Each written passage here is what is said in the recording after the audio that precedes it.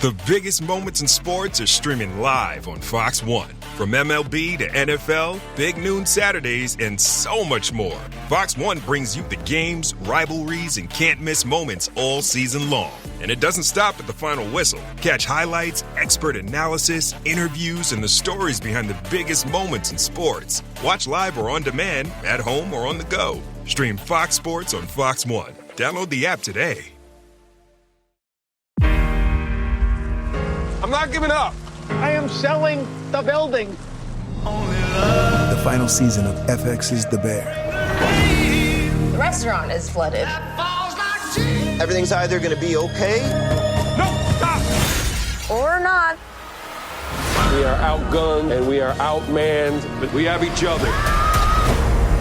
FX's The Bear, the final season. All episodes now streaming on Disney+. This episode is brought to you by eBay Live. First, you're just watching eBay Live. Then a Fendi baguette goes for an absolute steal. A 90s NASCAR jacket comes up and you have to bid. That winning feeling, it's such a rush. Because you know everyone else wanted it too.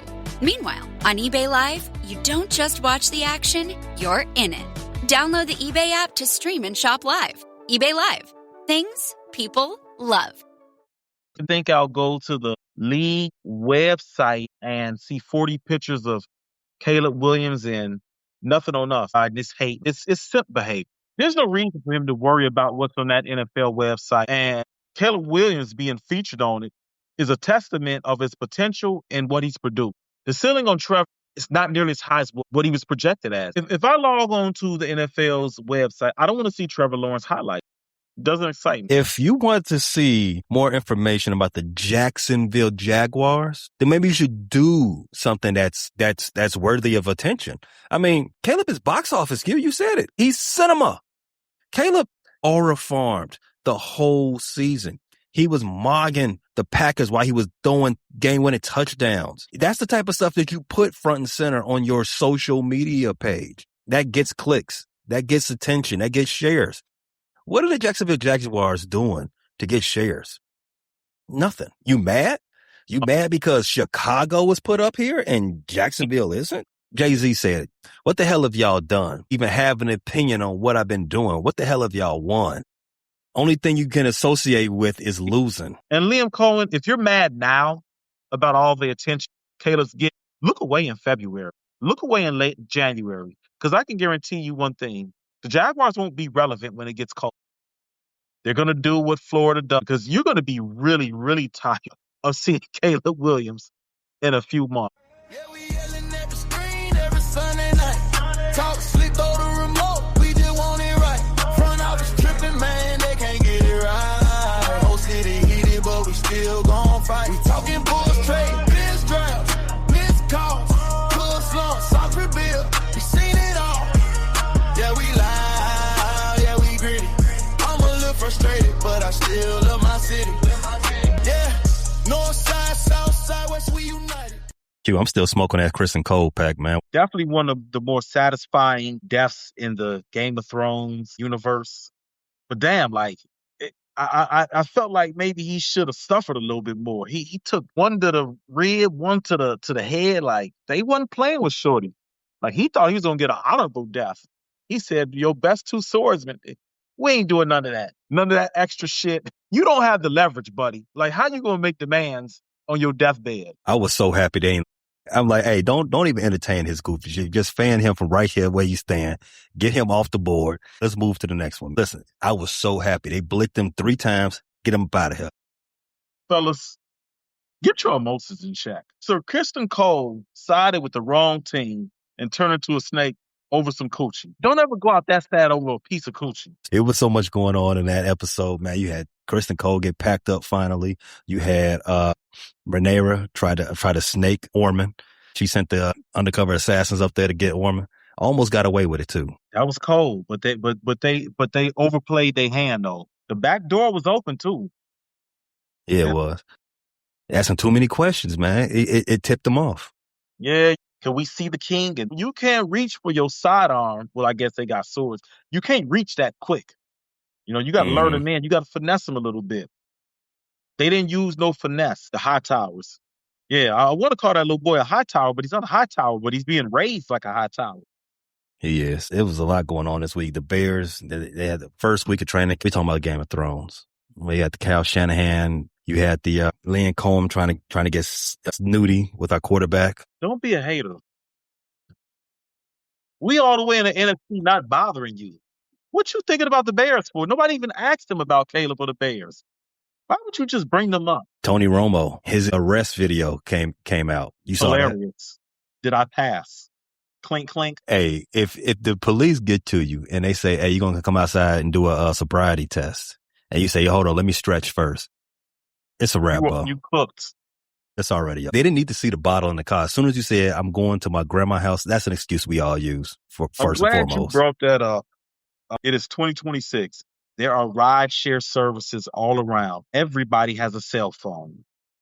You got to be a big goofy or Buford if you out here 50 plus getting smoked on a DWI. What are you thinking? Call an Uber. Call your homie. Dude, we've all done it. We've all had a little too much to drink, a little too much to smoke, and we got in the car. At least be smart enough to put that bottle in the trunk, throw that bottle away, or don't have the blunt in clear view. You got the bottle in the car. You literally drinking while you driving. Once a cowboy, always a cowboy. It's a two Americas type thing. Because if I got $72 million wrapped up in my job and I know if I get arrested, I'm going to get fired and lose all my bread, I'm not playing them games. But Tony, he say he good. You gambled with $72 million. You gambled with 72 M's to watch football. And that was your job. You was getting paid 72 to watch football. And you weren't even that good at watching football. You weren't even that good at watching and talking. Tony seemed like he was drunk. You know what? It makes sense now. He was drunk in that booth. He not gonna get $72 million doing anything else for the rest of his life. Tony's career done on major networks. CBS is gonna fire him. He might as well get a podcast. It's podcast time, bro. Go on, get on your phone. Have AI put you a nice little image. Make it your profile for YouTube. Go ahead, get that podcast started, Tony. But stay out of our way because your podcast ain't gonna be as good as ours. All right, we talked about Game of Thrones. You said, don't throw your livelihood away because of coochie. Don't throw your livelihood away because of the bottle. Let's talk about the Bears' livelihood. 1 weekend of training camp. They got an off day on Sunday. Let's go back to day one. You got the news of TJ and Gordon going to the PUP. Montez is sick. And the rumors are not true. He is not sick because he had some bad lettuce from Taco Bell. He's not missing camp because he's dookie on himself. Not the case. Cal Monungai is also absent. Q, where do you want to start with? TJ, Kyler, Tez, Cal Monungai? The major one that I'm concerned about is Kyler. In the last year plus, I think we've seen him on the football field 3 times. I don't believe he played in any preseason football last year, did he? No, his first game was like week 5. I think his first game was the game right before the bye week. Then he got hurt again. Right. Then but he was out all of camp. All of camp, he missed all of that.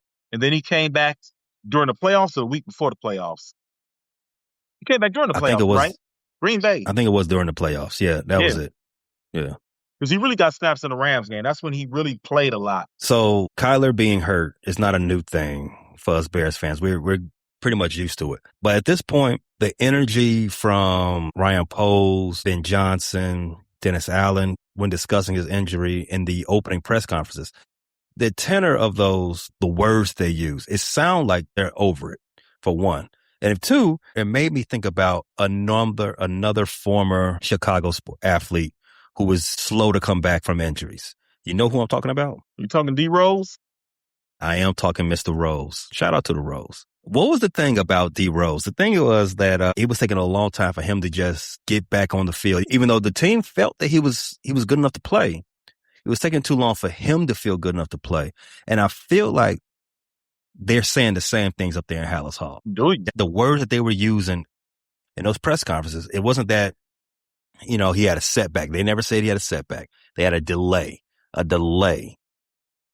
That's key to me. A delay in what? That means that there's an expectation that somebody is ready for this day, or you should be at a certain point on this day. And if for some reason he's not there, not because of anything happened that pushed him back. They didn't say setback. If they just said setback, they'd have said that. Because they said that depended on, talking about when Jalen got hurt last year, right? They said setback. Kyler, they're not saying that. There's the delay. I feel like this is the beginning of the year. It does seem like they're heading to Splitsville. And, can you blame the Bears at this point? Kyler Gordon, one of my favorite players. But I feel like I say this every single episode. Your best ability is availability.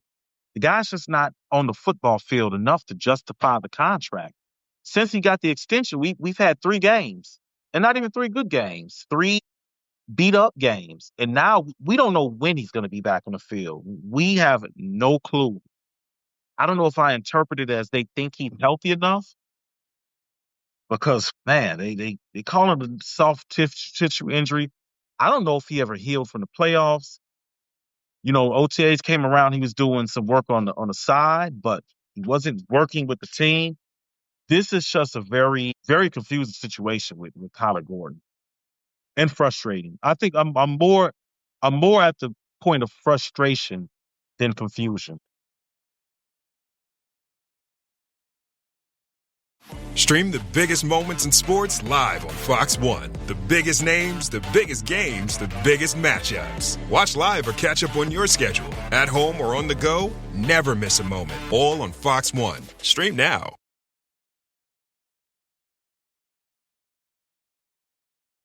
Stream the biggest moments in sports live on Fox One. The biggest names, the biggest games, the biggest matchups. Watch live or catch up on your schedule. At home or on the go, never miss a moment. All on Fox One. Stream now.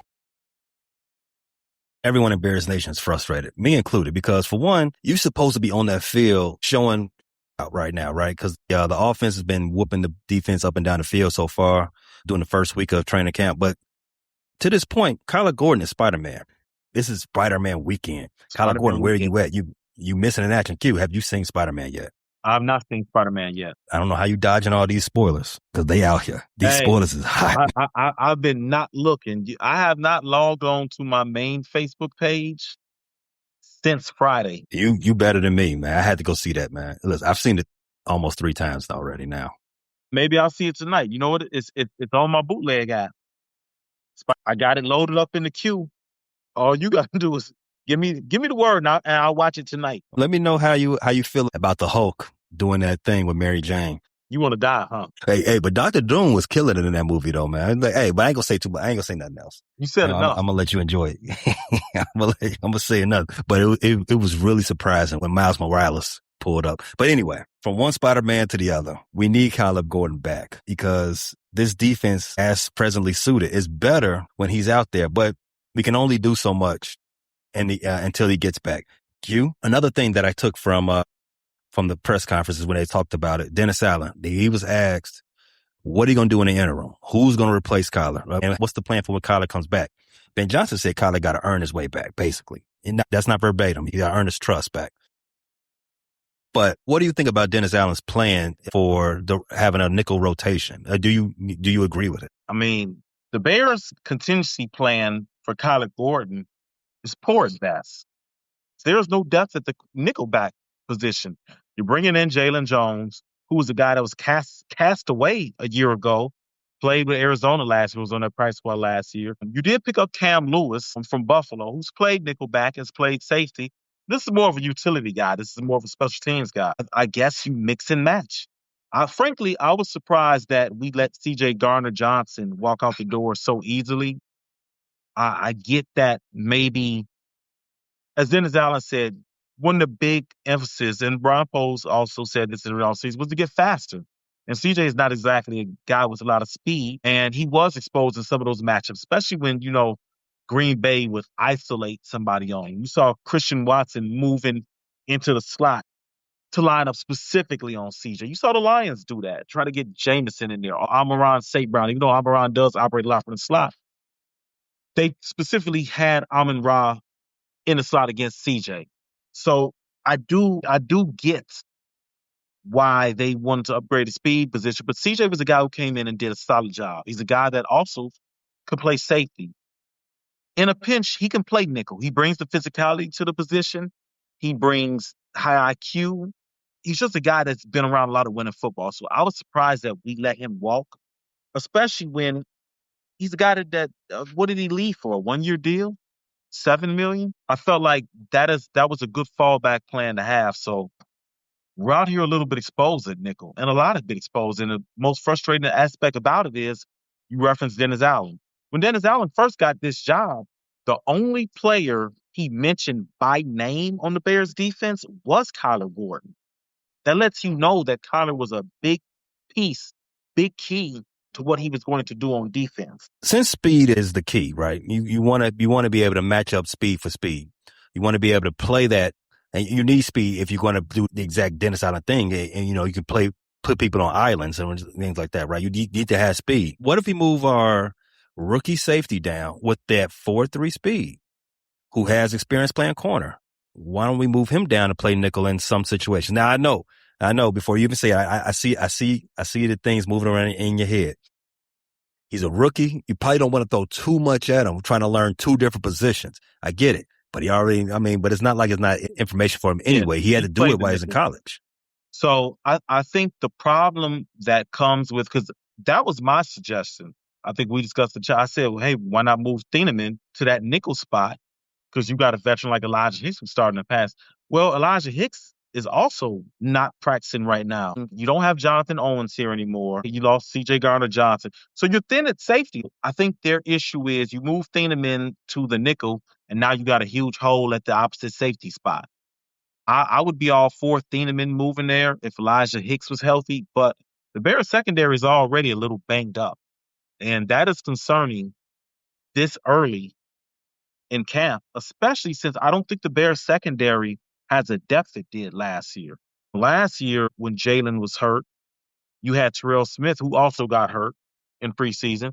But then you had Nashawn Wright. You had him come fill in. When Kyler Gordon was injured, you brought in C.J. Garner-Johnson. You had some depth. You know, C.J. could play safety positions if Brisker needed a breather. You had Nashawn. You had Tyreek. You don't have the same depth this year, so it's kind of concerning. But I do wonder if you'll see Thieneman take some snaps at nickel, because that's who I think would be the best guy suited to replace Kyler Gordon at that nickel position if Kyler's gone for an extended amount of time. I feel like nothing should be off the table. Right now is a very big season for everybody involved. Ben Johnson, Caleb Williams, Dennis Allen, Kyler Gordon himself, Jalen Johnson. Everybody has got a lot riding on the outcome of this season. Everybody needs to put their best foot forward, just for personal reasons, right? A lot of those guys I named, they're looking for either contract extensions, raises. In football, a lot of the outcomes, what happens with you personally, has to do with what's going on around you. Like, example, if the Bears are not getting good pressure on the quarterback, Jalen Johnson's going to have a worse season. You can only cover somebody for so long. And Jalen Johnson has a reputation of being I don't get a lot of targets going on over here because I'm blanketing my guy, right? Now, I'm not calling him Darrelle Revis, but he does put people on the island. He blankets them down for a good 4 seconds. But if the Bears are letting quarterbacks sit in the pocket for 5-6 seconds, you're going to see Jalen Johnson get targeted a lot more. So that's a worse season for him. Everybody's looking for a good outcome to this season for their own personal reasons. They're going to need the next man to really be available and step up to also help them out in that endeavor. Kyler Gordon, man, we're going to need you. While I talked about the pass rush, Tez, he's sick. He is not supposed to be a serious situation. He should be. He was going to be good. Now, TJ Edwards, he's also on the PUP. TJ Edwards also dealing with a soft tissue calf injury from training, not at the Bears facility, but, doing his own away from team stuff. But again, something I took from what they said in the press conference, they don't believe that that's major. They expect him to be back sooner rather than another absence. Cal Monungai, what is going on with bro? That is a good question. And once again, Hallis Hall is very mum. We don't know. Mm-hmm. One thing about the Bears in the last few years, not a lot of clarity on why guys are missing or not at camp. Sometimes not even the games. We talked a couple weeks ago. Remember the 2019 season when Roquan Smith just was gone for, was it 2 games or 1 game, 2 weeks? Just Mm-hmm. gone. We saw last year and into this year, 5th-round pick Zah Frazier. He was placed on the non-football injury list and was out for a year and then just recently cut. So we lost a 5th-round pick that never got on the field, not even in preseason. Zah Frazier didn't even practice and No. okay, I think so we spent a 5th-round pick on a guy that never made an impact. We still don't know what was it with Zah Frazier. I guess it was an injury, but we have no clue. So knowing the way that the organization, I think I heard that he reappeared somewhere on somebody's practice squad. I think I heard that, but yeah, you're right.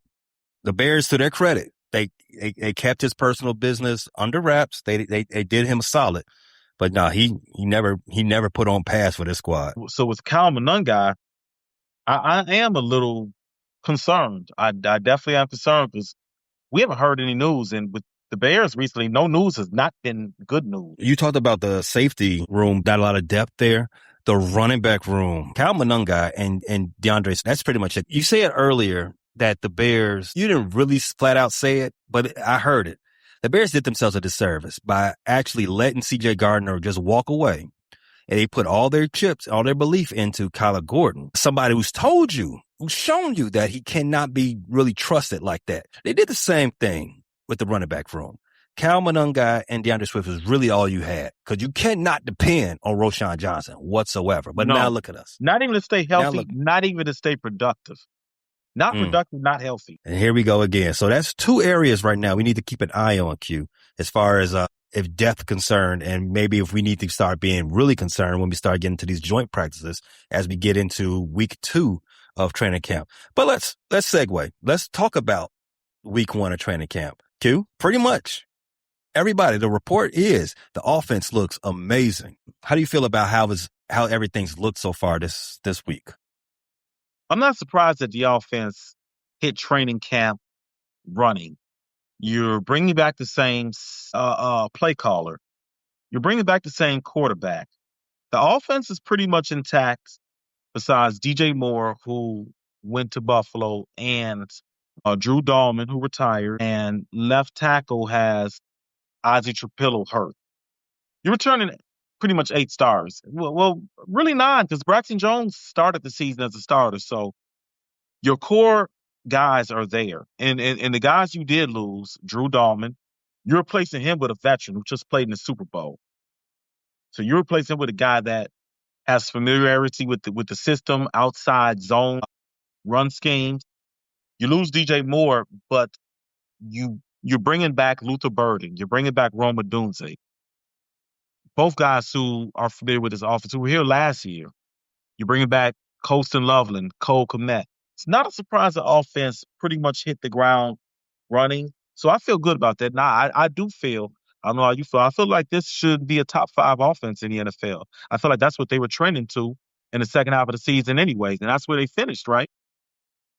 It was top 3 offense, I think. No, it was a top 3 rushing offense. I think they was in the top 10 off the total offense. Yeah, and you got scoring, you got offensive yards per game, you got so many different dynamics. But I think when you combine all the dynamics, you'd say the Bears offense roughly around 5th for all the things, and roughly in the 5 to 10 area. Yeah, I would take that. I would have a negative outlook on this season if the Bears are not a top 5 offense. I'm talking about top 6, top 7, 8. All those are great. But I feel like everything you said, you're bringing back all of these offensive weapons. We did all of this work into just stacking talent on the offensive side of the ball. You got Ben Johnson, one of the elite offensive minds in the National Football League right now. Caleb Williams taking another step forward with Ben Johnson in his ear, understanding what he wants out of his quarterback. After they had that Odyssey-long film session not too long ago in which they went through all of his incompletions. You heard about that, Q?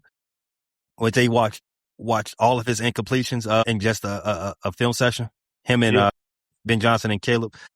Them locking in like that into understanding what each other wants out of the other and where each other can be better, because Ben Johnson said a lot of those incompletions are on him. Not on Caleb, not on the wide receivers. They said some of it was on him, some of it was on Caleb, and some of it was on the wide receivers. Everybody understanding what is at stake here and improving the communication and improving on the field.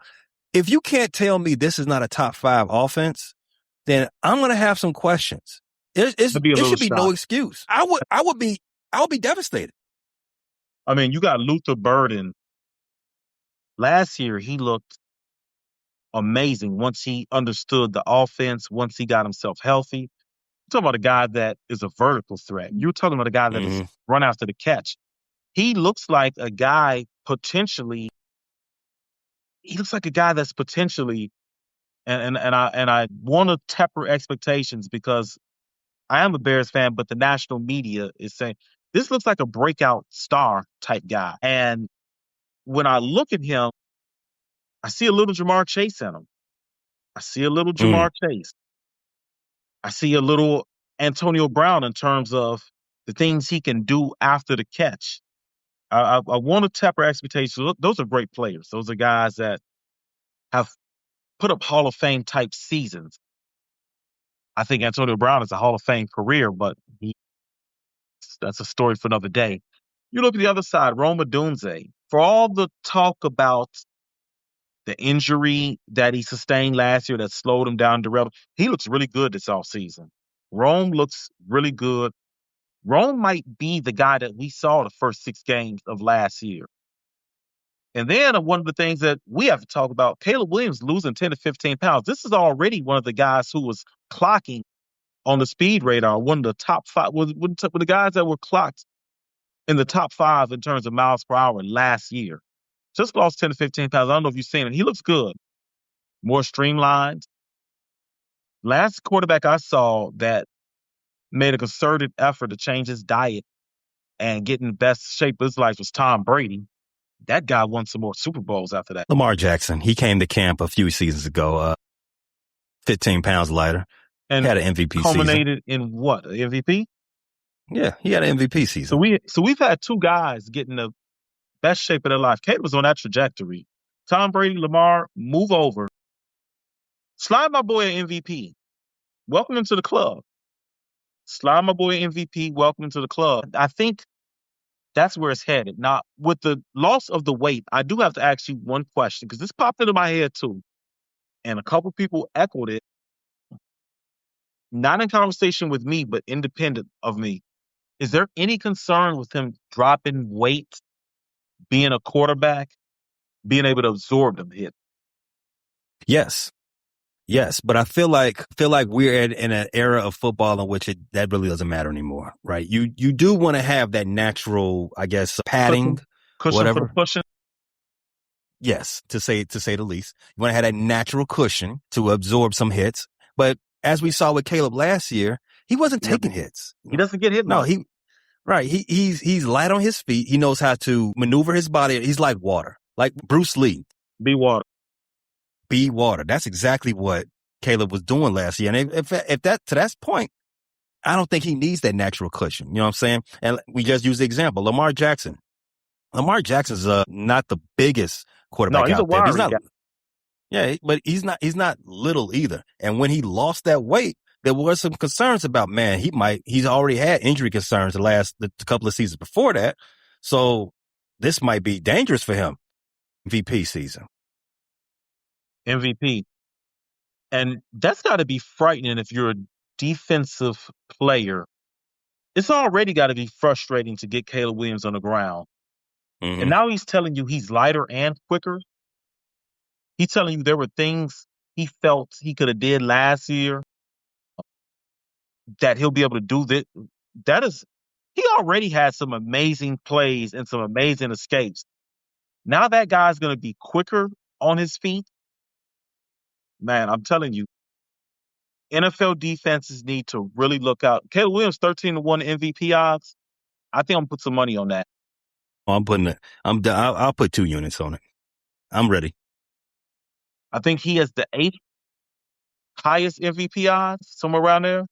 Mm-hmm. Yeah, I'm putting some money on there. I think I'll do a solid 100 and collect my 1,300. I'm not going to be too greedy. collect my 13 at the end of the year. I think that's the easy one. Well, it's not easy winning an MVP, but I think if you were to bet on the MVP who has the upside and a really high ceiling, I think Caleb is your guy. Why not? Bear down. Bear down. Speaking of Odunze, he did clear up a lot of concern going into camp about some of the things he said during camp, in which he talked about his foot injury and it being a new normal. Well, it made a lot of people feel like that he's got a chronic foot issue. Take a listen to this. Yeah, I just set up a fastball for y'all on that one. That one kind of just went with the wind. Yeah, that's really, I really didn't articulate it well, honestly. That's not really what I meant. I just kind of meant that I had an injury. That's it. That's football. Like, my foot feels great. My foot feels amazing. Through the training staff, through training staff here, the training staff that I work with in the off season, all the work that I put in to get it right. Honestly, it's not even really something I think about anymore, which I think is the best thing you can have, after an injury. So, yeah, I know that kind of, I know new normal is like, that has a bunch of like connotations of like chronic and like severe like things, like it's never going to be the same. It's not like that at all. Like I'm completely fine. I went through my process of recovery and rehab, and it's been great. Obviously I do my due diligence, all those things, because being out sucks. That really is like the number one thing as a football player, any athlete, y'all know. You don't want to be out, practice, games, whatever it is. So went through my process, getting that right, man. I feel amazing. Body feels amazing. Did Rome's clarification make you feel a lot better for his output, for his 2026 season? And for what we talked about in the last episode about his future down the line with the Chicago Bears? I was never that concerned. I've played football. I've played sports. I know how injuries change your body. I also know how when you rehab, you strengthen things around that area that was injured. It never feels the same, but that doesn't mean you can't have the same level of productivity. That doesn't mean you can't be the same athlete. It just builds up callus. It feels a little different. You maybe are more attentive when you warm up. You maybe spend a little extra time warming that area, stretching that area. I was never concerned about Rome anyways. I'm glad he clarified because I felt there were people concerned. At the end of the day, I'm not even glad he clarified because I think Rome is going to be okay. I actually think Rome is set for a really solid year. How that lends himself in the future of the Bears' plans, I don't know, because, as you pointed out in the last episode, you'll have Luther up for contract. You'll have Colston up for contract. Only so many guys you can pay. But one of the more interesting things I heard from Rome, did you hear what he set his goals for in terms of numbers? He said he just wanted to be a really good all-around receiver. First and foremost, that's what he wanted to do. He wanted to become a better all-around receiver. And the Ben Johnson offense, if you don't block, you're not getting on the field. So you better be an all-around receiver. Rome set his numbers tentatively: 100 catches, 1,000 yards, 10 touchdowns. He likes round numbers. Yeah. He was so saying he's going for. He was saying get to 100 catches, get over 1,000 yards, get over 10 touchdowns. And with Rome, I think he is going to be that possession guy. That guy who gets the tough catches, the third down catches, third and shorts, those guys. So I can't see around 100 catches. And, guys like Jamar Chase, if they get 100 catches, they're going for 1,500 yards. I don't think Rome has that type of explosion. So I think if he did get around, let's say he got around 95 catches, you could see him go for, just over 1,000, 1,100. I think he could be a guy averaging 11 yards a catch. I think he is going to be a safety outlet and run some of the more shallow routes, some of the third rounds. What do you think about his projection? So you said those are just baseline numbers, right? Because I'm thinking to myself like, damn, he gonna go 10 a catch and then stop right there. 10 catches a game for 100 and then just stop at 1,000. Like, okay, the 10 touchdowns is cool. I'm loving it. I think I'm gonna just go for those three. 1,000 yards, you know how I feel about 1,000 yards. 1,000 yards is deep value. Yeah, it's deep value, but it's just a nice round number. It doesn't really mean elites anymore. 17 games, and the way they throw the ball now, that 1,000 yards is not your daddy's 1,000 yards. No, not at all. 100 catches, that is elite though. That is prime possession receiver type catches. I don't know if Rome is. Do you think Rome is the possession receiver on this squad? Yes, I think he is. Okay. I think I can see that. He's a bigger vertical threats are Luther Burden Well, Luther Burden is kind of a 3-level guy. I think Xavier Thomas Yeah. and Khalif Raymond are your vertical threats. And I think Yeah. when it comes to down the seam, Colston Loveland stretches the defense vertically along the seam. Right. So I guess they can be interchangeable. Not Xavier. Xavier is definitely the deep guy. So 100 catches, even if so, 100 catches, I still had that in the elite category. 10 tutties, elite category. So you give me two elite comebacks. I like where we're going. I like the way we're trending, and you getting that extension there, Rome. I'm glad that Rome cleared that up. So now we can, rest our head on keeping a bright future for this offense, especially as it goes for pass catchers. You talked about Luther being a dog. He's out there killing this first week. He's putting belt to their corners. Yeah, he is. And the way he's just leveled up ever since the middle of last season. Yeah. He reminds me when Spider-Man took that super soldier serum in this movie. But you know what? No more spoilers. But Luther Burden has been killing DBs, him and Rome and Colston. They've been working the defense over. I know it makes us feel good. I know where you're going. As fans of the offense, I know where you're right? going. We've been talking about the offense this whole time. We expect the offense to be top 5, but it was the defense. It was the defense that kind of put us in some bad spots more times than not last season, right? Are we concerned? Yes, we are concerned. We are concerned because here's the thing. One of the themes through NFL training camps is usually what? Defenses usually are ahead of the offense at the start. Yes. Offense takes a lot more chemistry, cohesion, and a lot more timing to function. That's why you see NFL offenses usually get better as the season goes on. Defense, there are certain basic things that defenses do across the board in the NFL. Cover 2, yeah, you have some variations of cover 3 and cover 2, but they're kind of easy to understand. You plug and play a lot of defense. Safety know what he does in a cover 2. Even if he's coming from Tampa, he comes in here mid-season, or mid-training camp, he knows what to do. So there is a little bit of concern, especially the defense struggled last. I don't feel great about it, right? Because yes, traditionally defenses are ahead of offense right now, but it's a unique situation in Chicago. The defense was mostly rotated out, especially in the secondary. And offense, everybody's saying DJ Moore is back.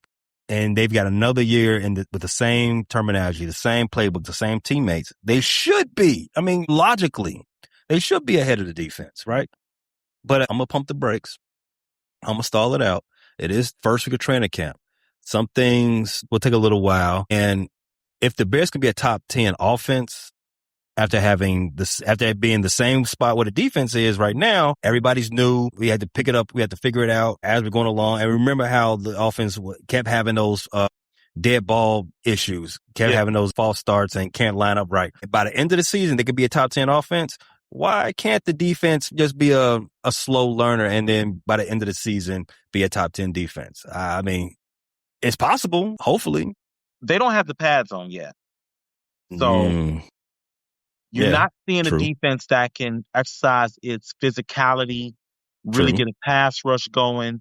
I think the defense is playing a little vanilla too. You still want to get Kyler Gordon back. You still want to get Elijah Hicks back. TJ Edwards back. Montez Sweat just returned from his, little illness. So there is some hope for the defense. So like you said, there's some moving parts. You got 2 brand new safeties back there. Jalen Johnson is a returning starter, but honestly, you only saw Jalen Johnson for 4 games last year. So you're almost talking about a new corner there. So I think the offense definitely has more cohesion.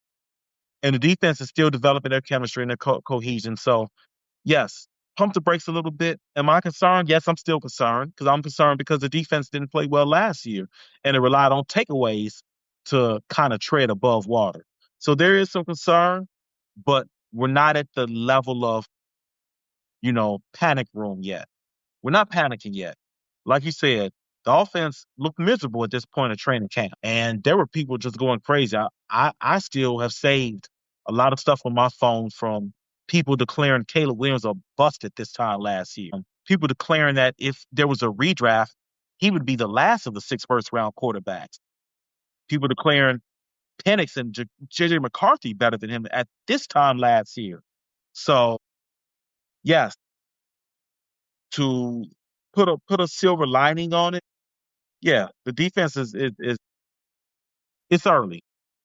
It's early. We're going to give them some grace. Caleb is not eating after 7 p.m. anymore. Said it helped him a lot. I think I'm going to go with, you know what? I think I'm going to go with the same thing. We here at Frustrated Sports, we are going to get in the best shape of our life, too. No eating after 7 p.m. Is that Eastern Standard Time or Pacific Standard Time? Which 7 p.m. are we going with? To start it off, let's go with Western. West Coast. Okay. Give us a little lead. Caleb lost his weight. He credited to just being more focused, not eating after 7 p.m., some other things like that. And somebody else, one of his, I would say, favorite teammate on offense is also coming to camp in the best shape of their professional career, the left tackle, Braxton Jones. Braxton Jones, as you know, he's much maligned with the Bears. You know, he's been here this is his 6th season, right? His 4-year rookie contract just expired. And they remember he's the 5th round pick, so they didn't have he got a 1 year. He got a 1 year deal. Yeah.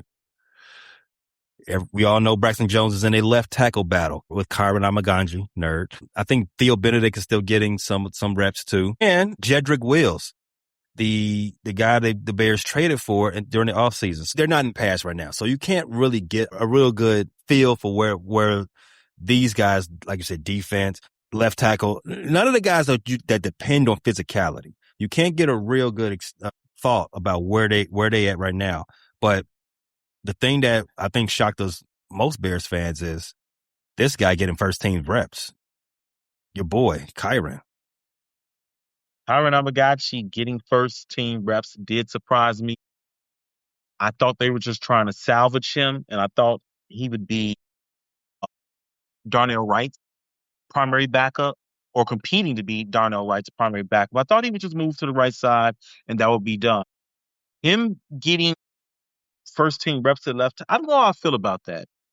I'm like you last year when you said you wanted these position battles wrapped up no later than first preseason game. And going to second preseason game, you wanted clarity. I want clarity for this left tackle position. I think the Bears are at a spot where we're contending. I want to start a name because I want him getting all the first team reps. You know, I don't want any excuse heading to the season. This is the guy protecting Caleb Williams' blind side. I understand it's a competition. You want the best man to win. I want the most prepared man. I need a prepared man on that left side. The advantage of Jedrick Willis is, even though he's been hurt, and that's what led him to Chicago, he's a guy that's a first-round talent. So I get that. I'm not sure why Kyron is being salvaged and you're giving him an opportunity with the first team. Maybe Ryan Pace put that plea in for him. You know, he likes his nerd school guys. Maybe it's the last chance for a nerd school guy to shine. I ain't mean to, I don't want to disrespect the Jedrick Wills and Theo Benedict. They are also in some of the best shapes of their professional career. Jedrick added double-digit lean mass to his frame this offseason. Theo Benedict, they say he's gotten bigger and faster as well. So it's a lot of lean, mean fighting machines on his offensive side of the ball, along with Caleb Williams. So they're supposed to put on pads in week 2. So I think we can start getting some idea of like who's actually head and shoulders in ahead of this left tackle battle. And I would assume it's Braxton's job to lose, right? You agree? I would. And I felt like he was in the driver's seat. Seeing 2 other guys getting rotated in and Jedrick getting the bulk of first team reps made me realize it's a little bit more open than I thought it was. I thought this was Braxton's job to lose. I think he still has to win this. Yeah, but they're only doing 7-on-7, well, 11-on-11. I mean, if there's any point in training camp where you can get everybody in to get familiar with first team, it would be now. So I don't take much from Kyron getting a lot of first team reps on Saturday during the open practice. I don't take a lot of Jedrick getting his first team reps either. When and Theo, I still believe Braxton won the job last year. I believe it's his job. He would have to lose the job more than anybody have to beat him out. It's his job as long as he goes out and take it. I still think Kyron, Theo, and Jedrick, maybe one of them does get a chance to really push for a starting spot, but I don't think all 3 of those guys will be on the roster once the season starts. Let's move off the field for a little bit. Darnell Wright, we're already in camp. He ain't got that contract extension yet, man. I said he would get it early in camp. When you asked me, looks like I'm gonna lose that over on. I think we are all losing it because, to his credit, he's not doing he's not holding in, he's not holding out. Well, we see that somewhere in other places in the NFC North right now. So we got everybody locked in on the goal at hand, but you got to take care of number one too. And number one is yourself. You don't want to play yourself, right? Got to get that bag. And I know it's a lot more complex than just, the dollars and cents of it. There's probably some other language in there about when do you get X. That seems to be the thing right now. I think they've got a framework on years and money. Because Darnell Wright came out and said it's a matter of when, not if he'll sign a contract extension. He just said that yesterday.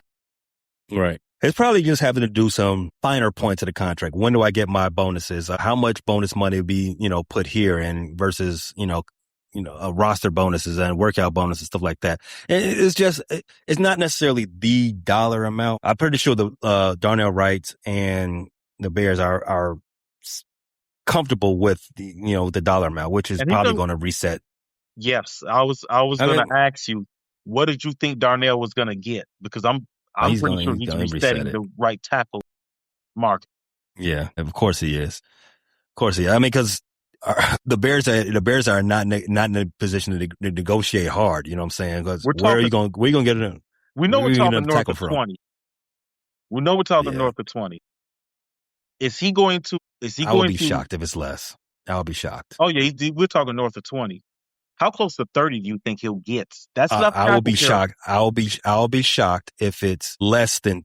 I'll be shocked if it's less than 25. I'm thinking he's going to be around it. It's going to be in the neighborhood of that Linderbaum contract. Okay. Yeah, 25 a year will reset that right tackle market. Usually it's the left tackles that are 28 and above. Mm-hmm. Yeah, Darnell's going to get close to left tackle market. Yeah. Deserved. Because you're not paying a left tackle money right now. So the sooner you do it, the better for your cap. Other news off the field. Your boy, Liam Coen, what he had to say about the Bears and their situation. Listen to this. Pull up my phone, look at the NFL Network website, and just pop up here. And any column. Curious if I see any photos or anything about the Jacksonville Jaguars. I think I'll just scroll right on through. Keep going, yeah. I think I'll see 40 pictures of Caleb Williams, and I won't see a single thing about any of our players on here. And so it's beautiful.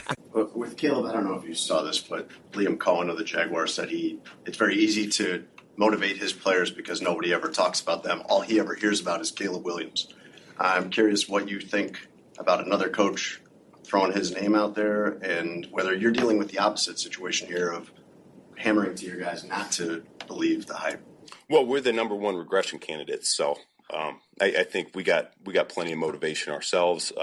We talked about Caleb in the past. He's used to handling a lot of attention, so I'm not worried about that. This hating is baby. It's simp behavior. I think I'll go to the league website and see 40 pictures of Caleb Williams and nothing on us. It's beautiful. You see what I did with my hand? Beautiful. Mm-hmm. It was very Trump-like. Create a story that's not there. There's no reason for him to worry about what's on that NFL website. And Caleb Williams being featured on it is a testament of his potential and what he's produced. I know he loves his Trevor Lawrence, his tall white knight with long hair. But Trevor has made his bed. Trevor has made his bed. He has to lie in it because this is year 7 for Trevor. It'll be year 7 or 6. And I wouldn't call Trevor a bust. I wouldn't call him a bad quarterback. But the Trevor that was billed before that draft is supposed to be a guy that is sitting at the table with Lamar Jackson, Pat Mahomes, Josh Allen, Joe Burrow, and you can include Matt Stafford. Trevor's not sitting there. Trevor has made no illusions about being that player. And it seems like he's reached his ceiling. The ceiling on Trevor is not nearly as high what he was projected as. He was projected as a generational quarterback, and he's just a good quarterback, I'd say. Good quarterback, solid quarterback. Where you put him? He's all right. He's all right. He's all right. If I log on to the NFL's website, I don't want to see Trevor Lawrence highlight. Doesn't excite me. Oh, does Trevor Lawrence have a highlight package?